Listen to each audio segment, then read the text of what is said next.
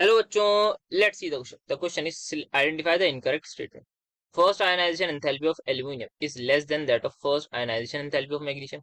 Second ionization enthalpy of magnesium is greater than that of second ionization enthalpy of sodium. First ionization enthalpy of sodium is less than that of first ionization enthalpy of magnesium. Third ionization enthalpy of magnesium is greater than that of third ionization enthalpy of aluminum. So let's understand what the key concept is going to be used here. तो यहाँ में सिर्फ और सिर्फ जो बात करनी है वो आयनाइजेशन एनर्जी की बात करनी है या फिर आयनाइजेशन एंथैल्पी की बात करनी है. तो सबसे पहले आयनाइजेशन एंथैल्पी होती क्या है. कोई भी एटम है उसमें इलेक्ट्रॉन्स होते हैं. अगर हमें उस इलेक्ट्रॉन को बाहर निकालना है, suppose there is an atom, ये यहाँ पे न्यूक्लियस पे कुछ चार्ज होगा, यहाँ पे हमारे पास इसके बाहर के शेल में इलेक्ट्रॉन होंगे. अगर मुझे इस इलेक्ट्रॉन को इस शेल से मतलब एटम से बाहर करना है तो इसके लिए मुझे कुछ एनर्जी देनी पड़ेगी. तो मैं एनर्जी गिवन, जो भी एनर्जी मैं गिवन करूंगा उसी को मैं कहूंगा आयनाइजेशन एंथैल्पी. तो जितनी एनर्जी मैंने दी उसको कहता हूं मैं आयनाइजेशन एंथैल्पी. अब यहाँ पे जो बात करनी है वो हमें सोडियम, मैग्नीशियम और एल्यूमिनियम के बारे में बात करनी है, इनकी फर्स्ट सेकंड आयनाइजेशन एंथैल्पी के बारे में बात करनी है. तो सोडियम की अगर मुझे कॉन्फ़िगरेशन लिखनी है तो मैं डायरेक्टली इसकी सिर्फ लास्ट वाले शेल की लिख देता हूँ, दैट इज 3s1. इसकी आ जाएगी 3s2, इसकी आ जाएगी 3s2 3p1. ये इसकी कॉन्फ़िगरेशन आ गई. मैं सोडियम कैटायन की भी लिख देता हूँ, Na पॉजिटिव अगर मैं चला जाए तो ये एक इलेक्ट्रॉन चला जाएगा तो ये हो जाएगा 3s0. तो यहाँ पे मेरे पास प्रॉपर नियॉन की कॉन्फ़िगरेशन आ जाएगी. यहाँ पे इससे पहले जो है वो नियॉन है, मैं लिख रहा हूँ सिर्फ बैलेंस शेल की. तो यहाँ भी नियॉन, यहाँ भी नियॉन. सो मैग्नीशियम अगर प्लस में बात करूँ तो एक इलेक्ट्रॉन चला गया, मतलब 3s1. एल्यूमिनियम की +1 में बात करेंगे तो आ जाएगा ये 3s2.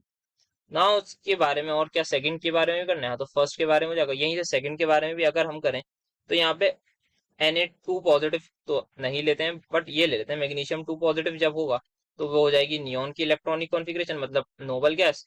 एल्यूमिनियम 2 पॉजिटिव जब होगा तो वो हो जाएगा 3s1. सिमिलरली अगर मैं बात करूं एल्यूमिनियम 3 पॉजिटिव की तो वो मेरे पास यहाँ पे मैं साइड में इसको पहले अलग कर दूं. तो यहाँ पे एल्यूमिनियम 3 पॉजिटिव हो जाता है 3s0, दैट इज नियॉन. तो यहाँ पे कुछ कॉन्फ़िगरेशन लिख लिया ताकि क्वेश्चन को इजीली टैकल कर सके. अब यहाँ पे बात कर रखी है first ionization enthalpy of aluminium. First ionization enthalpy of जो एल्यूमिनियम है वो लेस होती है एज कम्पेयर टू मैग्नीशियम. ऐसा क्यों है?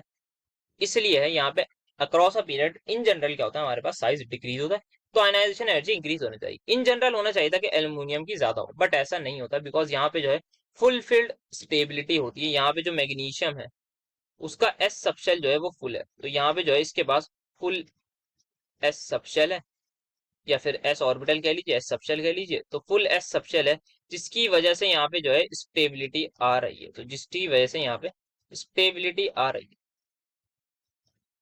सो यहाँ पे स्टेबिलिटी आ रही है जिसकी वजह से ये स्टेबल है, या फिर सिंपली कह सकते हैं जिसकी वजह से ये स्टेबल है. तो यहाँ पे जो है इसको ज्यादा, अगर कोई चीज स्टेबल है उसको स्टेबल से क्या करना है, हमें स्टेबल से यहाँ लेके आना है. अगर हमें फर्स्ट आयनाइजेशन एनर्जी की बात करें तो एक इलेक्ट्रॉन निकालना है तो उसको हमें स्टेबल से अनस्टेबल करना है, तो इसका मतलब हमें एनर्जी बहुत ज्यादा देनी पड़ेगी. तो दैट्स वाई यहाँ पे जो है मैग्नीशियम की आयनाइजेशन एनर्जी ज्यादा होती है एज कम्पेयर टू एल्यूमिनियम. ये बात हुई है फर्स्ट आयनाइजेशन एंथैल्पी की.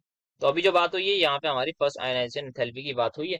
तो यहाँ पे जो लिखा है लेस होती है किसकी, तो ये बिल्कुल सही है, एल्यूमिनियम की कम होती है, मैग्नीशियम की ज्यादा होती है. नेक्स्ट अगर हम बात करें, लास्ट ऑप्शन पढ़े तो third ionization enthalpy of magnesium is greater than. तो अगर मुझे थर्ड आयनाइजेशन एंथैल्पी की बात करूं मैग्नीशियम की, ठीक है, तो थर्ड में क्या होगा मेरे पास, यहाँ पे जो है ये फर्स्ट आयनाइजेशन एंथैल्पी होगी यहाँ से यहाँ तक, यहाँ से यहाँ तक सेकंड. थर्ड में मुझे ये तीसरा इलेक्ट्रॉन निकालना है. तो अब मुझे कहाँ से इलेक्ट्रॉन निकालना है, अब मुझे जो इलेक्ट्रॉन निकालना है वो निकालना है फ्रॉम नोबल गैस कॉन्फ़िगरेशन.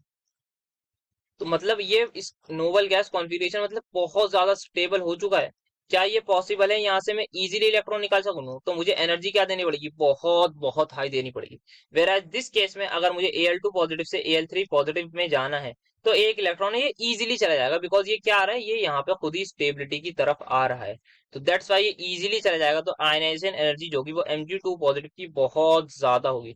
तो मैग्नीशियम 2 पॉजिटिव की जो आयनाइजेशन एनर्जी होगी वो बहुत ज्यादा होगी as compare to Al2 positive. इसको मैं ऐसे भी लिखूं तो कोई बुराई नहीं होगी. तो ये फोर्थ ऑप्शन हो जाएगा. तो यहाँ लिखा है थर्ड ग्रेटर देन, ये बिल्कुल सही है. सेकंड की बात करें, first ionization energy of sodium is less than. तो यहाँ पे फर्स्ट आयनाइजेशन एनर्जी की अगर हम बात करें तो सोडियम में यहाँ पे जो है इजीली चला जाएगा और ये हमारे पास बहुत है. और हमें पता है सिंपल के अक्रॉस अ पीरियड जो हमारे पास नॉर्मल जो ट्रेंड रहता है वो यही रहता है कि साइज हमारे पास इंक्रीज होगा और वो डिक्रीज होगा। वरना आप ये भी कह सकते हैं ये बहुत इजीली जा रहा है Na पॉजिटिव में, तो इसको कम एनर्जी देनी पड़ेगी, क्योंकि ये क्या बन रहा है, स्टेबल बन जाएगा। अब ये देखेंगे Na positive is stable electronic configuration की वजह से, वेराज ये हमारे पास अनस्टेबल हो रहा है, पहले स्टेबल था। तो यहाँ पे यस, ये बिल्कुल सही बात है कि जो एनर्जी है वो मैग्नीशियम की ज्यादा होगी। सो अगर हम बात करें थर्ड ऑप्शन में, तो जो मैग्नीशियम है उसकी आयनाइजेशन एनर्जी ज्यादा होती है सोडियम से। तो ये एक जनरल ट्रेंड से भी आ रहा है। Now we have first ionization energy enthalpy of sodium is less, sorry ये तो सही होगी। अब यहाँ पे बात करनी है second ionization enthalpy of magnesium is greater than that of second ionization enthalpy of sodium. अगर मैं सेकंड की बात करूं तो मुझे इन दोनों को कंपेयर करना होगा। यहाँ पे क्या ये जो सोडियम है, क्या मैं इसमें से इलेक्ट्रॉन निकाल सकता हूँ? नो। वाई? बिकॉज ये क्या है, इस वक्त नोबल गैस कॉन्फ़िगरेशन है, तो इससे इलेक्ट्रॉन निकालना बहुत मुश्किल होगा। वेराज ये चाहेगा कि इलेक्ट्रॉनिक इसकी configuration as fast as it can के पहुंच पाए। तो यहाँ पे जो है, जो हमारे पास फाइनल आंसर भी होगा वो यही होगा कि जो सोडियम पॉजिटिव है उसकी जो आयनाइजेशन एंथैल्पी है वो बहुत बहुत ज्यादा होगी as compare to that of magnesium positive. तो यहाँ पे जो हमारे पास ये थर्ड ऑप्शन कौन सा था, ये सेकंड ऑप्शन था। सेकंड ऑप्शन जो लिखा है, second ionization enthalpy of magnesium is greater than that of second, बिल्कुल गलत statement. So the final answer is going to be, यही इनकरेक्ट बताना है, तो final answer is going to be option number B. Hope you understood it well. Best of luck.